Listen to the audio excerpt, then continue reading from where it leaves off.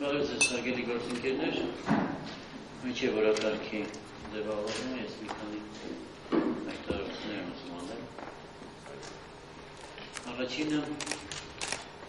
Եվրոպայության հետ մեր հարաբերությունների վերաբերյալ կա զգալի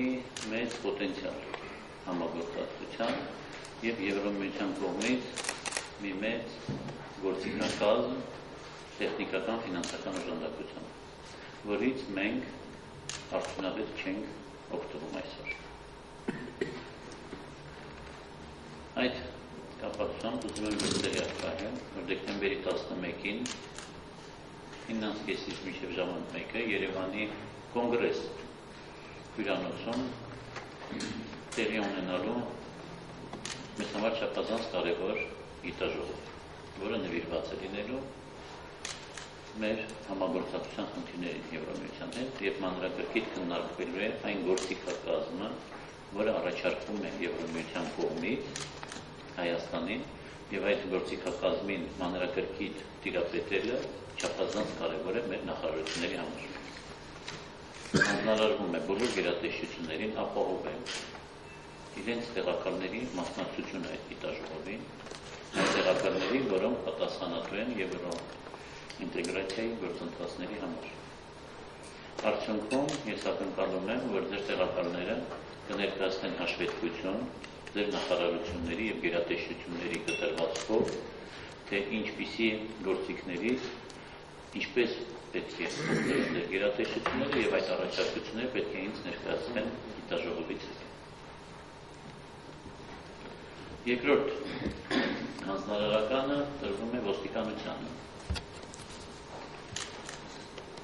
Պարտադիր ապահովագրության ինստիտուտը, որ բարի մեկից մտնելու է ուժի մեջ, ենթադրում է, որ այն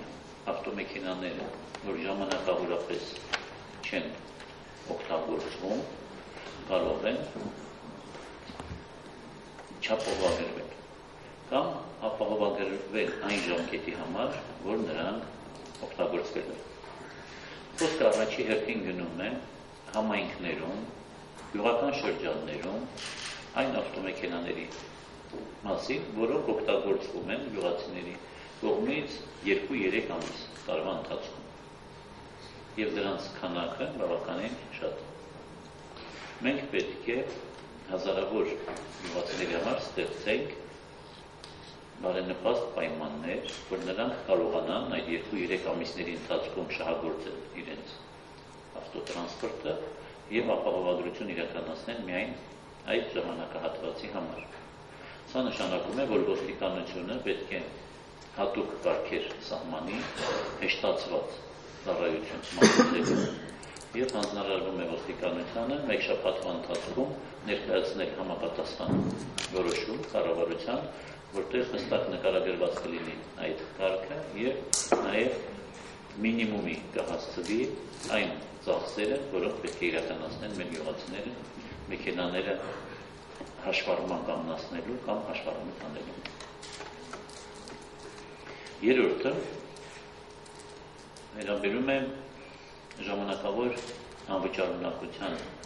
սոցիալական նպաստներին, որ մենք վճարում ենք հերեկան հանձնարարական նախարարի տրված եւ այսօր կա համագործակցություն ազգային ժողովի հանձնաժողովի հետ համապատասխան մտահոգությունները, որոնք հնչում են մեր նախարարությունը եւ հանձնաժողովը կիսում են, այսօր պատրաստվել են մի նոր օրենքի նախագիծ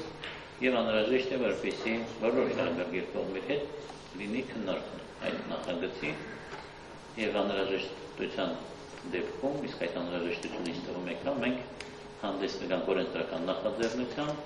եւ օրենքում կկատարենք շտկումներ, նպատակ ունենալով ստեղծել այնպիսի միջավայր, որը խթանում է ներկայությունը Հայաստանի Հանրապետություն։ Եվ չորրորդ հայտարարությունը ուզում եմ ձեզ տեղյակ տալ, որ աշխատանքից ազատվել է արդարադատության նախարար Գևորգ Դանիելյանը իր աշխատանքային պարտականությունները ոչ պատշաճ կատարելու պատճառով։ Ինչի մասին է խնդիրը։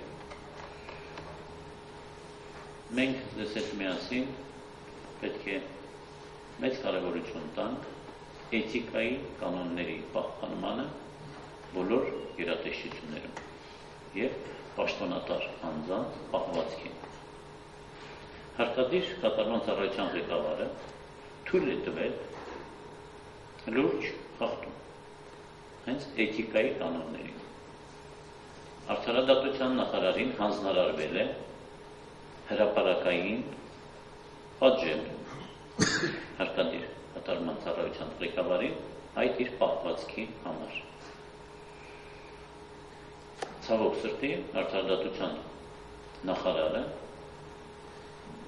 այս հանձնարարականը չի կատարել և կարծում եմ դա անթույլատրելի է։ Կհամաձայնվեք, որ պաշտոնատար անձանց պահվածքը նամանավանդ կենդականների հետ ունի էական նշանակություն։ Եթե մենք ուզում ենք, որ մեր երկիրը ունենա զարգացման այնպիսի ընթացք, որը ներառված է կառավարության ծրագրերի մեջ։ Եվ մեզանից յուրաքանչյուրից մեր պահվածքից շատ մեծ բան է կախված։ Եվ մենք պետք է լինենք խստապահանջ մեր կենդականների նկատմամբ, անթույլատրելի համարելով այնպիսի պահվածքը, որը ուղղակի խաթարում է վստահությունը հանրության մեր նկատմամբ։ Եվ այսուհետև մենք լինելու ենք շատ խստապահանջ այդ առումով։ Այժմ հարգելի գործընկերներ, ձևավորենք մեր այսօրվա նիստի օրակարգը։